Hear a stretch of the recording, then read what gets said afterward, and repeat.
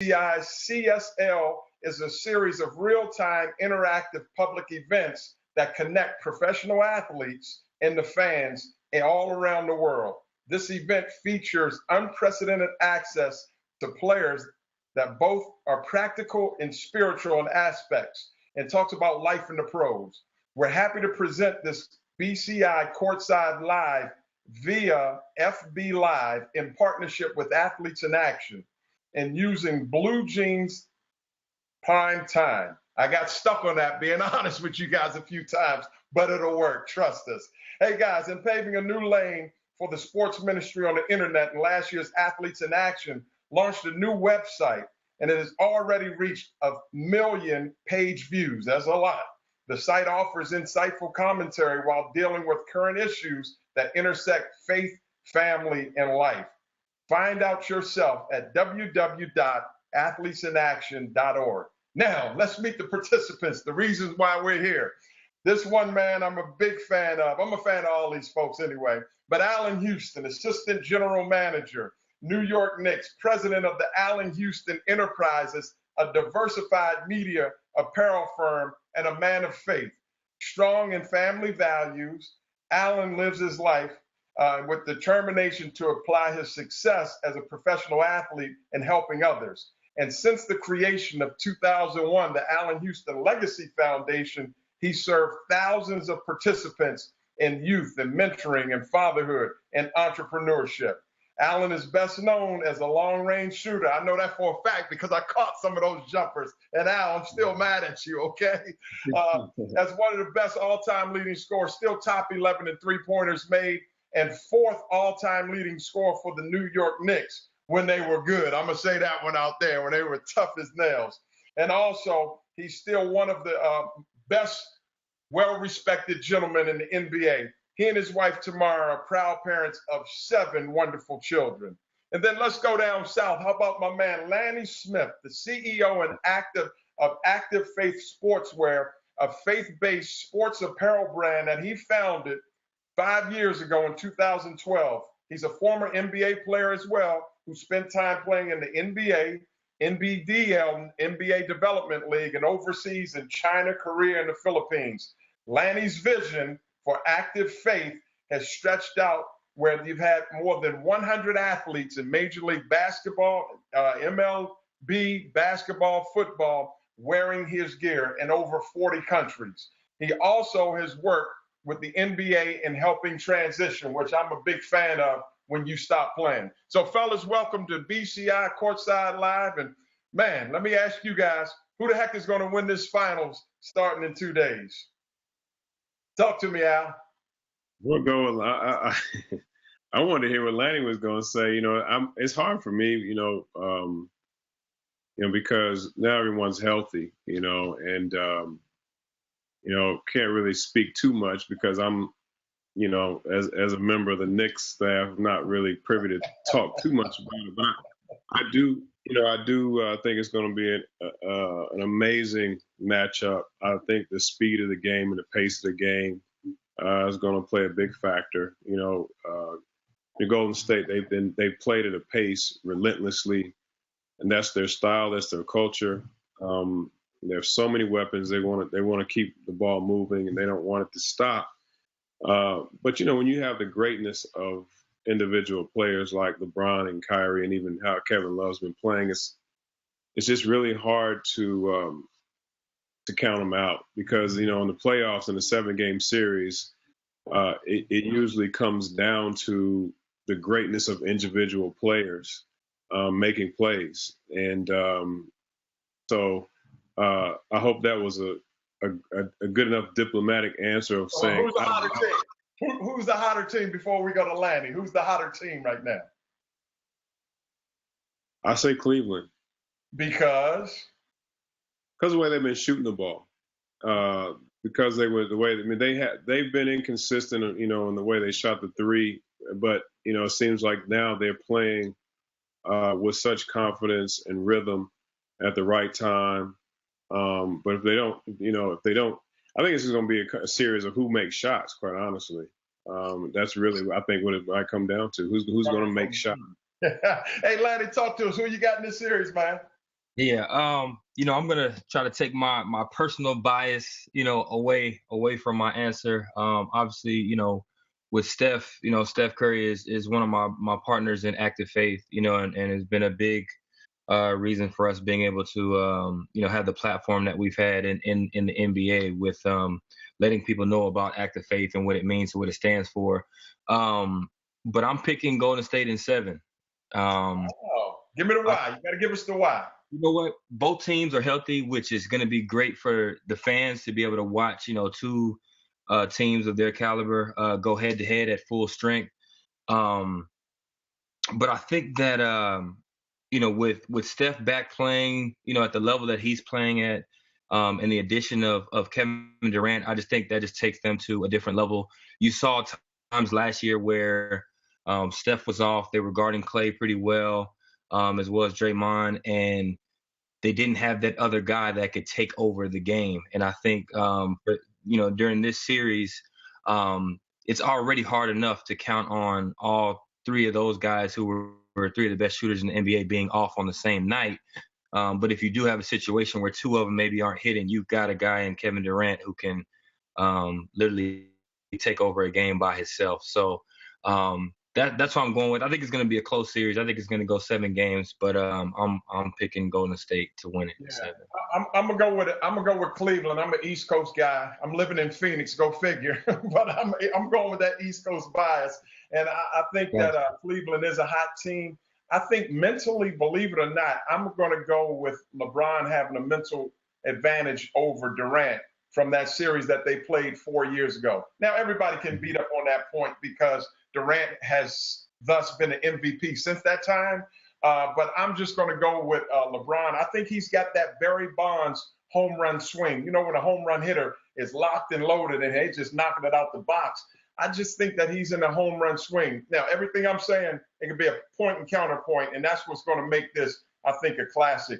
But let me throw this to you guys. And Al, you're an NBA guy, and Lanny and I have been in the NBA. How in the world do you coach today's athletes when right now they're getting ready to tee it up for max contracts of $200 million, and even average players, when I played 7 points a game would get me almost a $50 million contract. How in the world do you coach these young men nowadays? I think the source of what we're discussing tonight is very relevant. You know, one of our mentors and a boss, Phil Jackson, talks a lot about transformational leadership as opposed to transactional leadership. And I think one of the things that happens is, as a transactional leader, you kind of give someone an assignment, and your reward, whether it's playing time, or obedience, is based on just that. It's based on whether you do your job, and then you kind of have a consequences to that. But transformational leadership is you kind of you inspire and motivate and connect with a player or a student to have them take ownership of what your message is. And I think today's athlete is being influenced a lot by social media because of the culture. So the perspective of today's athlete is different. So you have to understand that. I just think that ultimately everyone wants to connect to something bigger and higher than themselves, or they wouldn't compete. You wouldn't want to win. You wouldn't want to collectively commit to something with another group of players and put yourself through a lot of endurance training if you didn't want something bigger. And I think you have, as a coach, you have to connect the players and the unit to what is that something bigger that you're really playing for, and make that relevant to them at that moment, and be guided by that instead of a material force. It's got to be something deeper and spiritual that all players, because of your competitiveness and your makeup, really have in them. It's kind of, I think, it's connecting to them on a different level. to that point that you're saying, and I'm gonna ask Lanny the same thing. I love that. I just wrote that down. Transformational. Leadership. So it basically comes down to relationships. If we're putting it in a nutshell, that you're trying to inspire that person. But Al, does that come down to the importance of recruiting that person that has that winning intangible, that can play through their celebrity, that can play through that lifestyle? Is it so important to recruit the right person? Well, that helps. That definitely helps, but again, there's a lot of it comes to your internal makeup. Like you said, how you're influenced by how you were brought up. Your influences, things that, your perspective, what drives you. And so a lot of it does come back to that. But at the end of the day, it's really about the kind of the culture and the environment that you're hopefully able to create. Look, a coach is going to be only good as his staff, those around him, those people who are giving him the leeway to make certain decisions. The management team. It all has to kind of work together. But that coach is probably the most important part of the puzzle, because he has the immediate reward system. Playing. Right. Right. He has to develop, a culture, and along with everyone around him or her, to make the system work properly.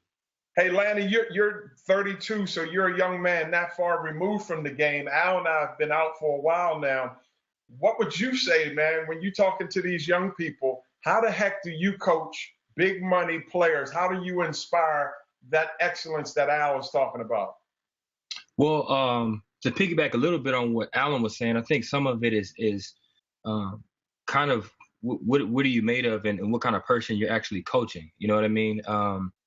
I think obviously, coming from different situations, different backgrounds, there are different motivations for why guys are playing the game, and furthermore, not just why they're playing the game, but why they want to make it to the NBA. And if we're going to be honest, there are a lot of guys, where the financial aspect of it, being able to take care of your family, being able to change your living situation, and where you grew up, those things do factor into the motivations for a lot of guys. But when you look at the great ones, when you look at the guys who are able to sustain a level of excellence over a long period of time, it's more than just the money. It's more than the material things, like Alan says. Those guys that are competitive and would do it for free if they could. You know what I mean? Those types of guys, I don't know if you necessarily have to coach them any differently because of the amount of money that they're making. Gotcha. They got the character with. Let me ask you guys this. Both of you guys are involved with the spiritual aspect. Lanny, you've got active faith. And Al, I saw where even a year ago you just opened the FILL, and it deals with almost the holistic person, the physical, the spiritual, and emotional. Can you guys tell our audience where the spiritual component of life, of being a professional, of being a young man, of being a husband, a father, where the spiritual element comes in, and how that doesn't go out of style? Yeah, I think for us with active faith, it was we've based our brand off of the verse Colossians 3:17, which says, "Whatsoever you do in word or deed, do in the name of the Lord Jesus Christ, giving thanks to the Father through Him." And so for us, we are kind of using this platform of sports to kind of spread that message. Whatever it is that you do, you can do for God's glory. And He's given us all different gifts, given us all different talents. For those of us involved in the sports world, a lot of times they happen to be tied to our athletic gifts, but we know where they come from. So if you find a guy who is more rooted spiritually and understands that from a faith aspect, they'll probably carry themselves differently. They'll have a different appreciation for the game, knowing that where they are is not just because of them, and not feeling like they're self-made. They understand that they've been blessed not only with that talent, not only with that ability, but those opportunities. So for us, just knowing this world of sports. I mean, you look at the Olympics. You literally have countries that could be at odds with each other, at war with each other. We'll put that aside and have all these countries come together for the sake of sport. So that's how powerful sports is. It can be something that can unite people from all different backgrounds, all different experiences. So it's a powerful platform. So for us, that's a platform that we've chosen to use to spread the gospel and also just spread that message of being thankful for the gifts that God has given each and every one of us.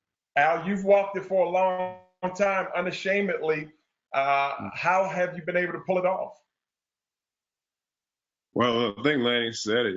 It's ultimately, what's driven me was my faith. When I was playing, there were times when, things are going to happen on and off the court, and you have to be able to navigate and have the perspective of why you're really here. What is your purpose? And I applaud, Lanny for creating a brand, that is unashamed, as you say, about this is why we're here. We believe our purpose is to give glory to God who created us and gave us this. So my perspective when I played was that. So I was driven by that. So I wasn't motivated by making $100 million or $10. Every day you come into the gym, you treat it the exact same, and you deal with adversity the same. You deal with prosperity the same. You deal with leadership the same, because of it's who you're accountable to. My father was my coach in college and was very inspirational to me. So we always wanted to have a platform to let people know that we want to see God as a father. And that was one of the things that we started our ministry around, building healthy relationships, fatherhood, mentoring, and it just grew out of that. But I've just learned that that's really what I wanted to be driven by, and that really it encouraged me, it motivated me to play for something bigger than the money or anything else. It was because I always came back to why am I here? What am I here to do? And that was because I wanted to honor the gift that God had given me. That would in turn hopefully not only inspire the people, but inspire those closest to me, which is my wife and my kids, and it just gives you a humility that you can always learn something. You never stop learning. Even to this day, when I'm in the gym, I see rookies come in. I see players from the D League, high school, whoever it is. I'm always trying to see where I can get better and improve. Build on that point. Take us back. Both of you guys played at renowned programs. I was at the University of Maryland back in the 80s. Al, you played for your dad at Tennessee, and Lanny was down there after the Phi Slamma Jamma at the University of Houston. Take us back. What is college basketball right now? I'll ask a twofold question. One, the talk in college basketball obviously was LeVar Ball and his dad. And so his dad having such a big presence. So Al, let me ask you, how was it playing for your dad back then? And when you heard such the negative comments that's going to come, like, oh my goodness, you guys blew this game. You should have done X, Y, and Z, gone to a zone instead of a man. How did you deal with that playing with your dad? And then for Lanny, I want you guys to answer, what has college basketball done right? Well, for me, my dad was coaching at the University of Louisville in the 80s, where, they went to 4 Final Fours, won 2 national championships. And my father was a key influence in that era because he recruited a lot of the players. And so you're familiar with a lot of these guys. You played against these guys. And so for me, that's what I grew up with. So by the time I was able to make my decision about where I wanted to play, there was no question I wanted to play for him. He got the head coaching job at the University of Tennessee.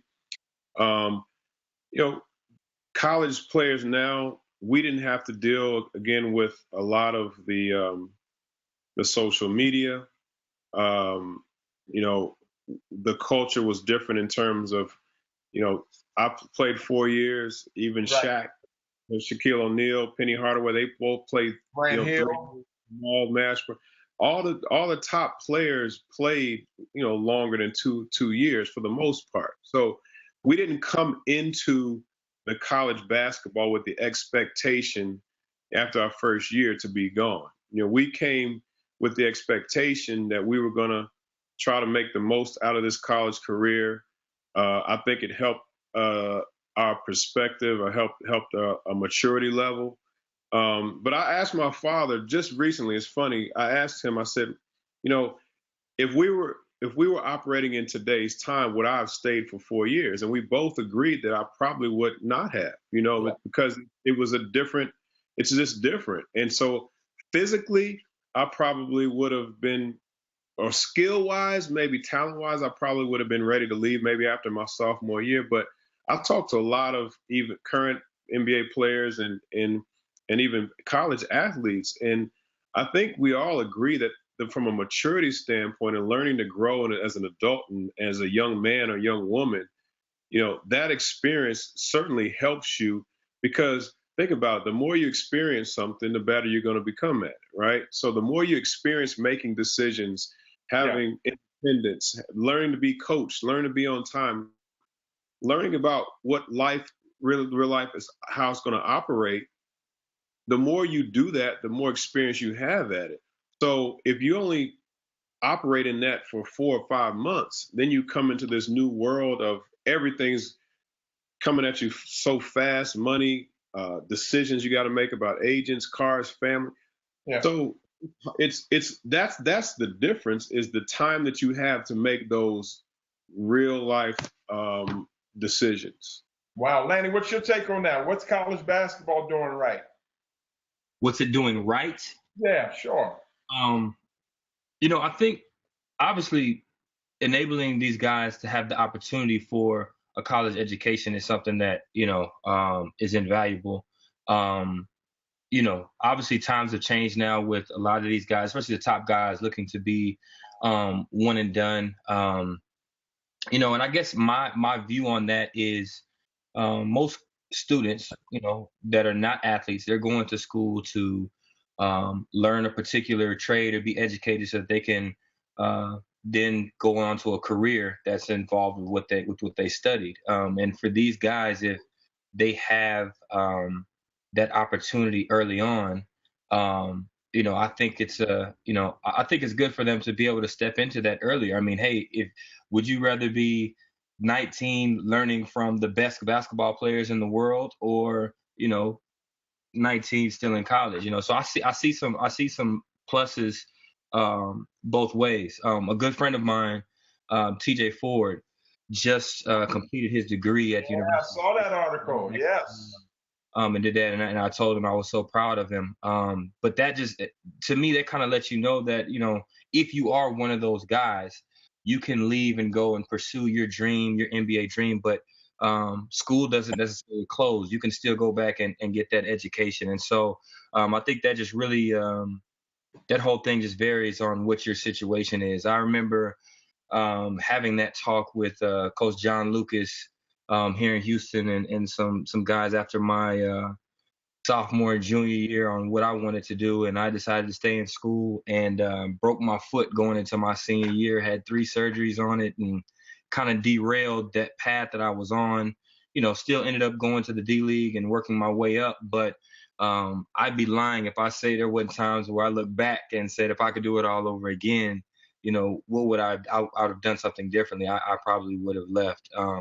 So Yeah, I I saw an article on you while you were in that D League that said, hey, you know what? I've got enthusiasm. I got my faith as you were recovering. That was years ago when you were in the D League.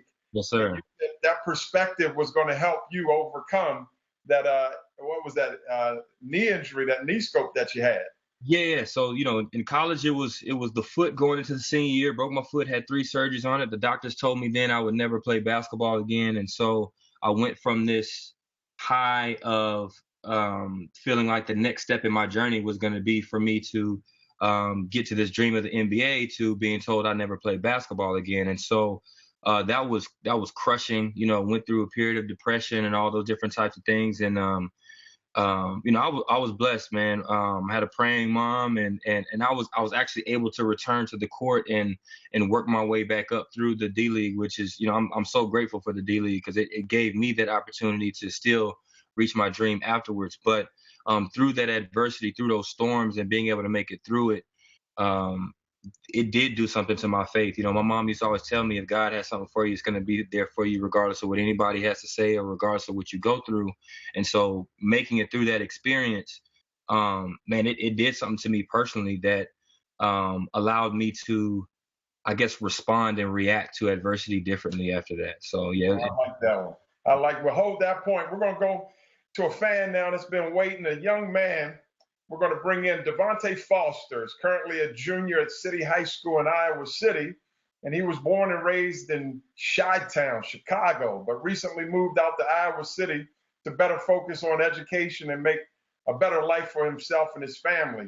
He's currently part of the Dream Center Youth Leadership Academy in Iowa City, and his future goals are to attend a trade school and find a way to make a difference in his community. So now let's bring him in. Devontae, are you around, young man? Can you hear us? Yes, I can hear you. All right, man. Any questions you got for these wonderful people, Allen Houston or Lanny Smith? Man, the floor is all yours. I had a question for all three of you, actually, and my first question is to Mr. Smith. So I did some research and I saw like that you had 3 surgeries on your knee, and I actually just had a friend who was like one of the top basketball players at our school, and like the people just loved him, and it's like he tore his meniscus, and like after he tore his meniscus, it's like everyone just gave up on him, man. He like went through a hard time in depression where he actually like he was in the hospital, and like I couldn't really relate to him at the time, and it really hurt it. So I wanted to ask someone like that actually been through a time like that, like what would you tell someone like that young, like what motivation words would you tell someone like that Uh, went through that? First and foremost, this period of time is definitely going to be rough for him. Um, it's hard to speak in the future and have him understand what's going to happen after the fact, but he will see that this process will cleanse him of some of the people that may not need to be in his life right now to begin with. I went through that exact same thing, had so many people that were around me, and when I was hurt and the doctor said I wouldn't play anymore, they were nowhere to be found, and it actually was a time that kind of my relationship with God was strengthened, because it was just me and him. It was me, my mama, and God. Though it seemed like that was my circle at that time.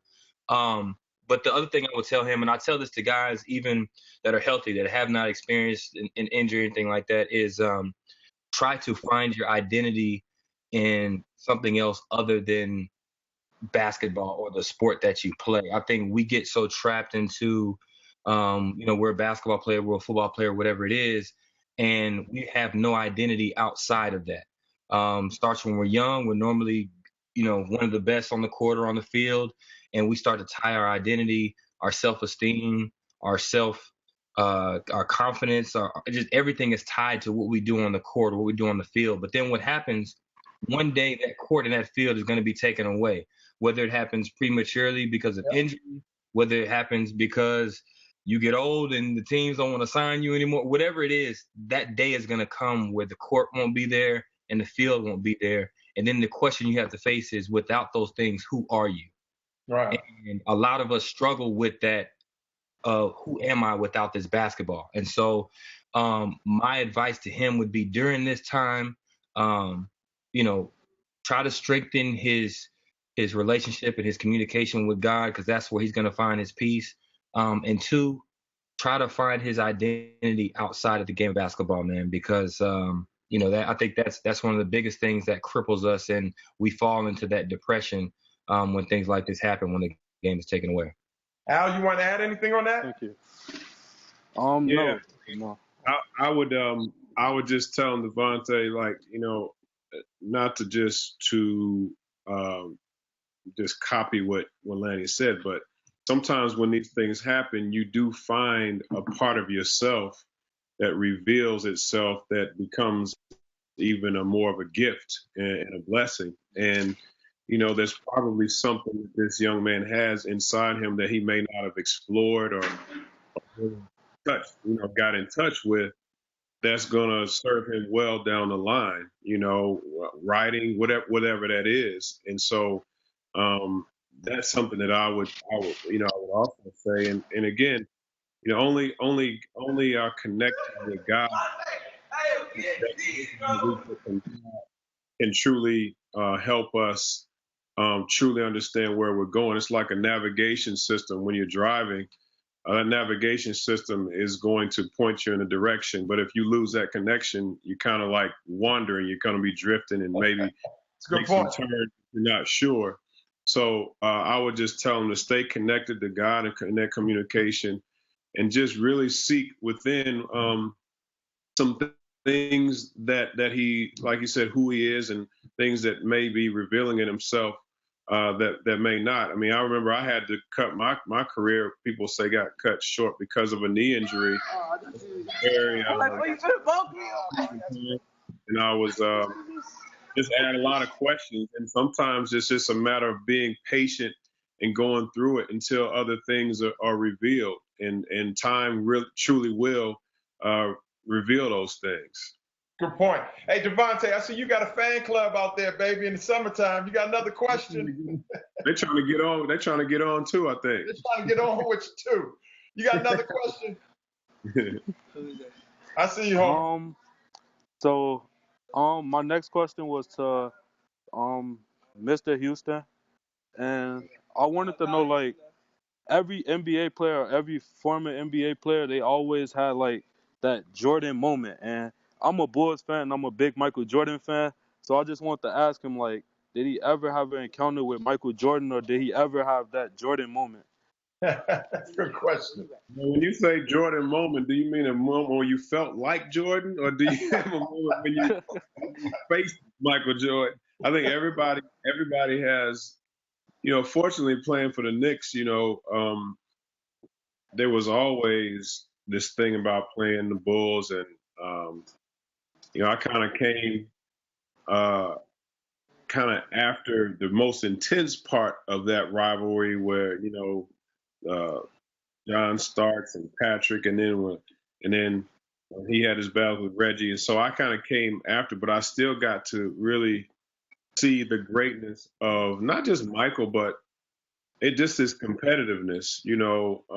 What was so great to me about Michael is that his supreme level of confidence in himself. I mean, people talk about his skill level, and his competitiveness, and his footwork, and his fundamentals, but to play at any level, but especially the level that you're playing at when you're the best, everyone on that court believes they're the best in the world. Otherwise, you don't really need to be out there. And the fact that Michael just had this energy about him, and that there's no doubt in his mind that he was the best player on that court. And I think it actually inspired me and other people to kind of raise their level of expectation of themselves. And that doesn't mean just in the game. And the thing that I'll leave you with Michael is that his level of expectation of himself was so high, not just in the game, but in practice. I played against him in '92 when they played on the Dream Team, and I was one of the guys that got to practice against the original Dream Team as 8 of us college players. And he competed in those practices as hard as he would have competed in any playoff game. And I thought, to me, I heard about it, but to actually see it and feel, how competitive he was in practice was a great lesson for me, because, to be able to share that with you, your friend, like, don't take one day when you go into school and think that a test or a performance or a game is more important than that practice or that day in school, because what Michael would have done is competed the same way. And my dad told me that you practice, games, days off, school, class, they're all the same. If you're not competing to be the best at that one moment, then you're shortchanging yourself. Manny, what you got? When's your kind of Michael Jordan moment when you were playing or realized that you could be an NBA player? You know what? Michael was the guy that I fell in love with the game watching Michael. I'm 7 years old watching Michael Jordan. Probably got every pair of Jordans that have come out. I remember times during games, even in high school, where there were situations where I either took over a game or there was some clutch free throws or a clutch shot that my team was depending on me to hit. And I remember in my head saying, "This is Jordan time." Like I would put myself in that frame of mind during those moments, just because watching him and what he did in those moments, he always seemed to come through in those times. So he was the biggest influence on me as far as my love for the game of basketball growing up, for sure. Well, guys, in true confession, I'm the same exact age with Michael Jordan, played the same position. We came out of high school the same year. Devontae, your boy in Chicago, I got drafted by the Chicago Bulls way back in '85. And I think I heard that. Yeah. That was before cell phones, brother.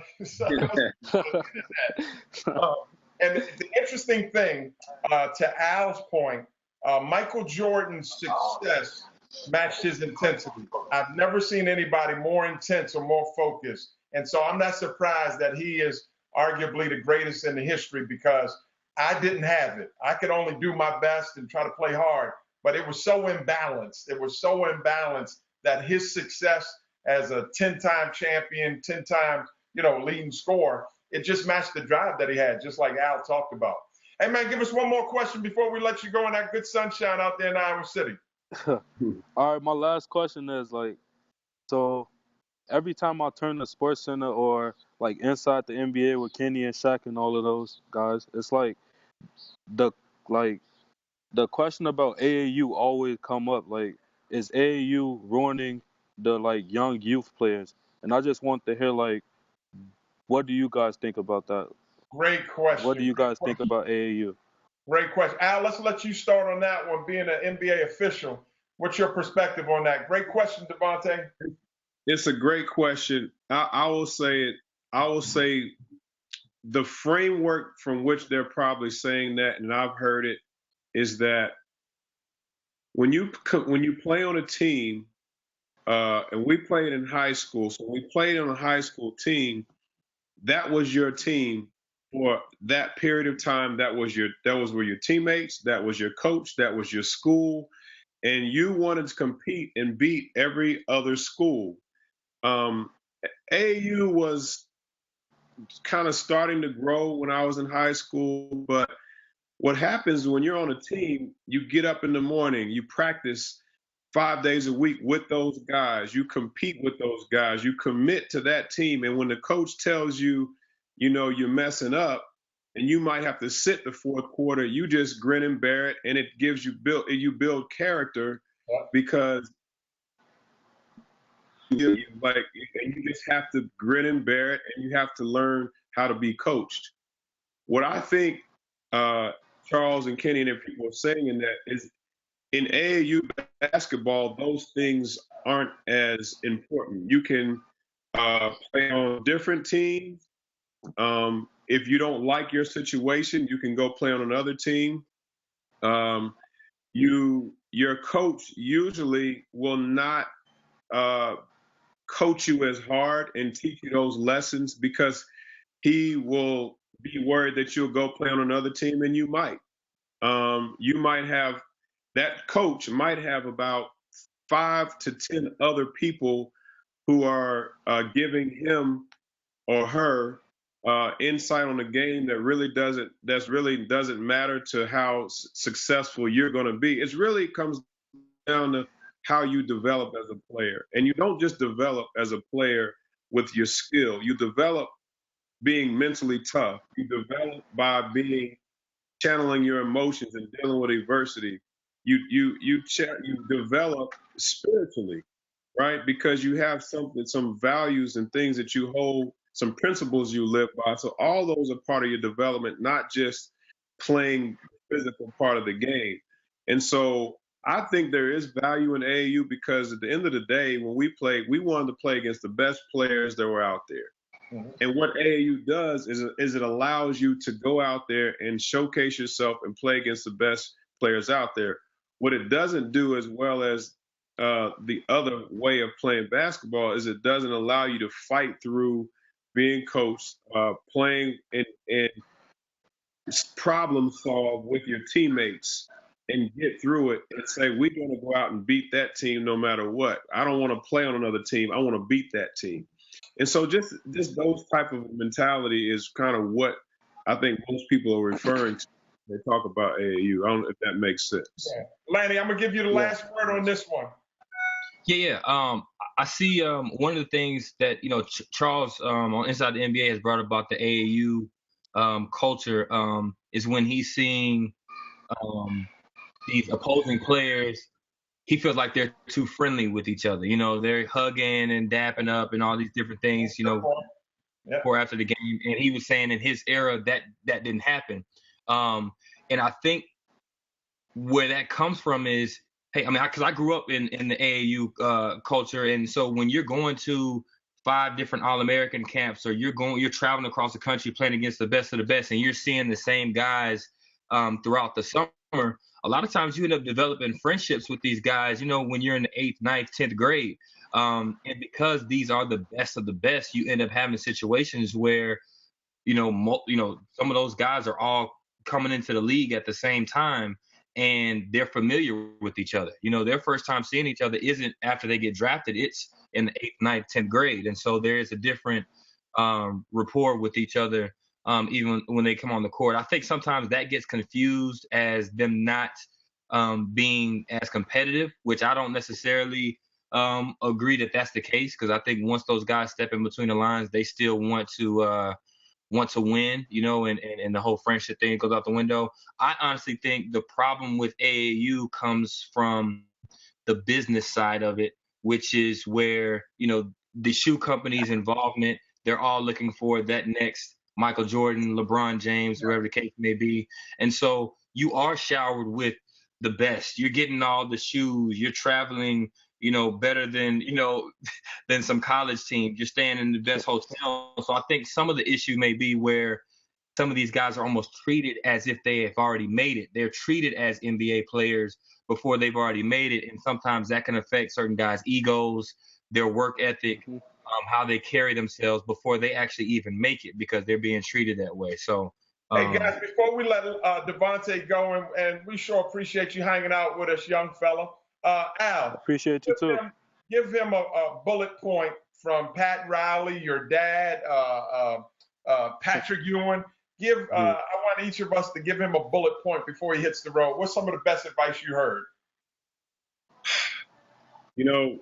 I'll just leave with some of the things. One of the things that you mentioned earlier, we have a core values and fundamentals of life program that we started called Fizzle. And Fizzle is an acronym for faith, integrity, sacrifice, leadership, and legacy. And we call those the 5 fundamentals of life. Those are things that if you're fundamentally sound, and I'll just say this real quickly, one of the other things about AAU basketball that has been criticized is the lack of practice time. So when you don't practice, you're going out and you're kind of almost playing with some habits that aren't as fundamentally sound.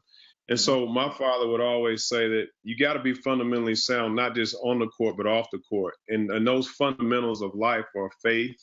And you see Lanny, faith is not dormant. Faith has to be active, right? It has to be always moving. Integrity is, if you want to play the right way, you got to live the right way. A sacrifice, you got to think about what is it that you're willing to give up to get to your ultimate goal. And leadership is something that you're already doing. You're asking, you're seeking knowledge so you can pass that on to others. And legacy is, the impact that you want to have. You're at a leadership academy and you've said that you want to do that because you want to have an impact. So remember those 5 fundamentals of life: faith, integrity, sacrifice, leadership, and legacy. And that's kind of what I've been given to pass on. Lanny, speak to this young warrior before we let him go. Yeah, man. I'll just tell you, whatever dream it is that God has placed in your heart, man, go after it with everything inside of you. There will be some trials, some tribulations. There will be some obstacles that are gonna be in your way as you pursue that dream. Um, but really, man, be active in your faith. You really have to be active in your faith. If God is giving you that dream, He will equip you along the way to allow you to make it there. But you have to do your part and be active in that faith. Put in the work. Don't allow those obstacles to deter you from that dream, man, and you'll get there. Hey, Devontae, that's you. the best we got on short notice, man. But I appreciate your questions, and thanks for hanging out with us today. Hey, Appreciate thanks for you. having me. Hey, give us a picture of your homeboys. Let me see your homies real quick. Where's your crew? They got went out of in? there. All right. God They got bless tired you. of waiting up. All right. Bye-bye. See you soon. All right. Good stuff, man. Good stuff. You know what, fellas? I'm sitting here writing notes, taking notes down on what you guys were saying. And we still got a little bit of time. But, Al, when we were talking about the big money players, and I love this where you said basketball is transformational and not transactional. And as soon as I heard as a transaction is like, okay, you rebound, I'm going to give you $5. You make a shot, I'm going to give you $2. Like that. But it comes down to relationship. And that was so powerful. Yeah. And then hearing Lanny, just a review on what we were talking about, and active faith when you talked about, I believe it was Colossians 3:17, Lanny? Yes, sir. Yeah, and do it all to the glory of God and find your identity beyond sports, having a balance to your life. I'm really, really fired up, guys. You have no idea. I'm just on like a food buzz. You know, when a kid eats something and, they just start rubbing their feet together and just got a little food buzz. So now, let me ask you this. Al, you got 7, right? You got 7? Tell me about that. I remember you starting out in 94, man, before there was man, before they even a twinkle in my eye, man. I mean, that I was, my oldest is about to graduate from high school next week. Wow. It's just amazing. It's a blur. Just going through pictures of, she was born in 1999. And it was kind of, an exciting part of my life and my career. And then 2 years later, my first son is born. And now we have 5 girls and 2 boys. 5 girls and 2 boys. My wife and I celebrated 20 years last year. It goes by fast, man. It's truly a blessing, man. I just think about the favor of God that He's put on us and just His grace, man, and just thinking about how at a certain point when I got to New York, I had someone disciple me, Charlie Ward, who was Heisman Trophy winner, and he was on my team, and how he's put people in my life to kind of be a torch and a light, for me to John Love. Yeah, Pastor Love. And if you just are aware and you seek those things out, those people who are there for you, it's just a blessing. So it's 7 and it keeps me feeling young. You can't see all these grays probably on the screen. Gracefully, baby. But it definitely keeps me young in heart, man. I enjoy every day of it. I really do. Lanny, you doing the family thing, or you're an eligible bachelor, bro? Talk to us. No, I'm married. We don't have any kids yet. Active Faith has been the baby for the last 3-4 years of our marriage. But we definitely want kids. I definitely want kids, man. I want to be able to leave a legacy behind to someone to carry it on. So yeah, not yet. Yeah. On that note, I'm with Al. My wife and I've been together for 32 years. Wow. Since she was 17, man. She was Kobe Bryant. She went prep to pros. And our daughter just graduated. I got 3 of them. Adrian is 28 and Kylie is 23, and our daughter, our youngest one, Corey, just graduated. So we just got back home from the Washington, D.C. area yesterday for a little 2-week vacation. Let me ask you guys this. Coming down the home stretch, What are you guys? What are interests off the court when you guys are not basketball and just inspiring young people? Al and Lanny, what's some interest for you guys off the court? And I'm, Golfers, swimmers, hunters. You guys. you know what? I've tried golf. I may have to try it again a little later, man. It's so Active faith, man. Active faith, man. Yeah, exactly. When I go out there, I'm praying, man, because it's such a different game. You know, I grew up as an athlete playing football, basketball, all these different sports, and it was a natural thing. I get out on the golf course and just terrible. You know what I mean? And so, but other than that, man, active faith has been something that's kind of occupied, man, so much of my time and trying to build this brand and take it to another level. So when I'm not doing active faith, what am I doing? Trying to catch some. Thinking about active faith. Yeah. But you're still young. Hey, Al, what you do, man, to detox from the life of sports? I don't know. You got me. I think I just hit a glitch. Okay. Yeah. I think I just missed. You know what? My father got me out on the golf course when I was about 11. He had me just chasing his balls. He would hit balls in the park.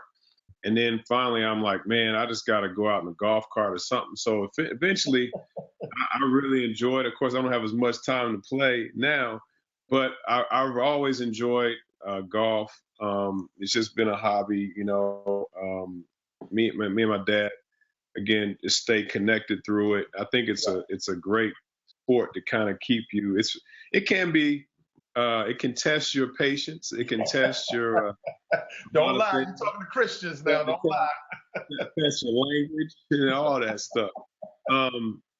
But you know, the funny other thing I really enjoy is kind of a weird, kind of quiet hobby. Is I like making little home videos. I like making little videos and editing little videos, and it's something that if I had more time to do, I probably would, you know, get into it a little bit more. But I've over the years, my friends always tease me because when our kids have an event or if I'm just out, I might just be videoing stuff like I'm, you know, like some producer or something. But yeah, I just love kind of having fun content to play around with. But yeah, those would probably be my biggest two. Mine is I've got to have a walk with my wife early in the morning. So like our kids, we have an empty nest with everybody still there. So my son is working, my daughter's working in school, but everybody's got their own lifestyle. And so my wife and I try to get out in the morning and we walk, we pray, or our relationship was built on car rides. So we'll get in the car and we'll ride. We'll just ride and talk and as if we were back when she was 17 and I was 21. And the other thing is, man, I like to read. I like to read crossword puzzles, you know, swim. So something that's not, you know, the world that we live in as athletes, you had to project. Working with ESPN, where I work with ESPN, you have to project. And then as a motivational speaker, you got to project. You got to be up. So, man, I like reading. I like crossword puzzles. You know, I like just sitting there, just kind of being quiet because everything else gives. Hey guys, we are topping out, man. I'm going to read us a sign off. I'm going to repeat. You know, ESPN tells us repeat your best stuff. So Al, I'm going to repeat my best stuff, and Lanny, repeat your best stuff. For that listening audience out there that wants to be Lanny Smith, Houston basketball player, and NBA player, and world traveler. And of course, Allen Houston, a celebrated athlete. Tell these young people that are listening, give us another nugget again. I want to ask it just like you gave Devontae. What's something you'd say to these young people before we sign off, Al, before we sign off, Lanny? Here we go.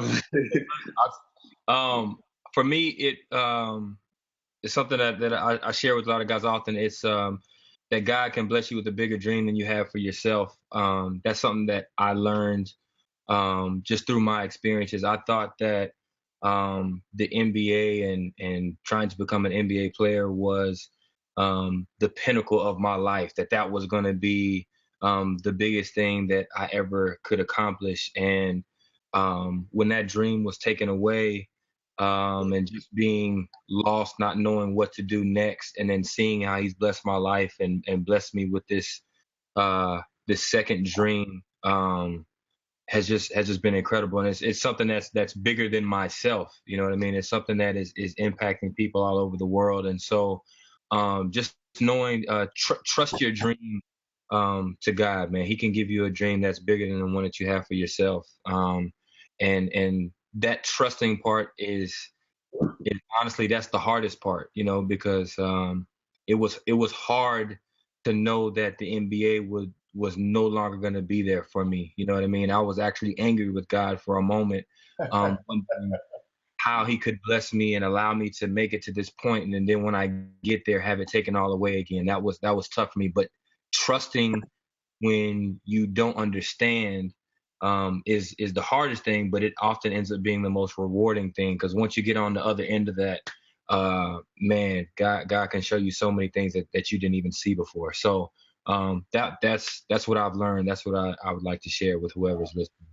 Al, we got 2 minutes. Hit me up. What you got?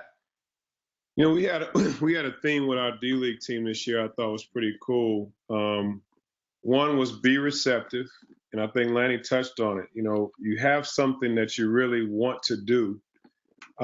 Be receptive to God providing a way for that to happen, because he gave you the dream. He gave you the vision in the first place. It didn't come from you. So if there's something that you deep down want to do, then be receptive to God allowing his path to be created.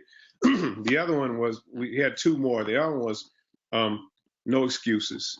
Don't make excuses for any reasons why things aren't going the way you want. When you eliminate excuses, it just kind of cuts off the fat and allows you to just kind of keep moving forward. And the last one I would say was no shortcuts. If you don't take shortcuts, again, you give yourself every opportunity to be detailed in your approach and to just give yourself the best possible chance. At the end of the day, my wife asked my daughter, trying to encourage her to say, what would it feel like to be the best? And my daughter was like, I just want to be the best I can be. And, for an 8-year-old to have a mature answer that way, I thought that was powerful. So don't compare yourself to other people. Be the best you can be, but be receptive to God's plans, no excuses and no shortcuts. Oh, that is so beautiful. Guys, I want to thank you guys. It's been amazing. Lanny Smith down there in Houston, man, we sure appreciate you and your time and what you've been doing. Allen Houston, a man about town, a father of 7, and NBA legend, NBA high official. We want to thank you guys. And we want to thank BCI as well. On behalf of BCI, I want to thank the 3 panelists, little Devontae as well. They're coming out for joining us this evening, and the viewing audience. And we want to give a special thanks to Active Faith for the RSVP promotion, $100 gift card to one of our viewers. To watch archive CSL events, go to bciedge.org/courtside live. That's bciedge.org/courtside live. Check out the website at the same address, bciedge.org, after July 15th for information about Courtside Live events for the next basketball season. And be sure to check out BlueJeans.com, who recently integrated with Facebook Live. And finally, thanks to AIA for partnering with BCI. On behalf of BCI, thank you, everyone. And be sure to follow BCI on Facebook and Twitter, and for the CSL event coming up in October. Again, Allen Houston, God bless you. Lanny Smith, God bless you.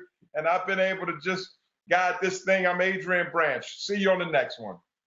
Yeah. Thanks, Lanny. Appreciate you.